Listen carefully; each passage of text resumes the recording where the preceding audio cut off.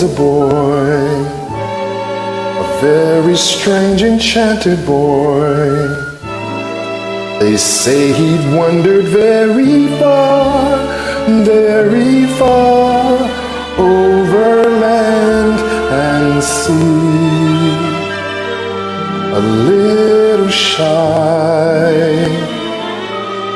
and sad of eye, but very wise was he.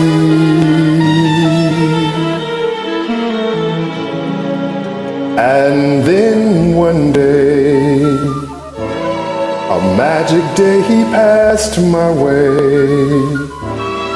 And while we spoke of many things, fools and kings, this he said to me: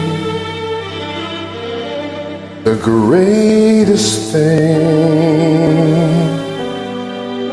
you'll ever learn is just to love and be loved.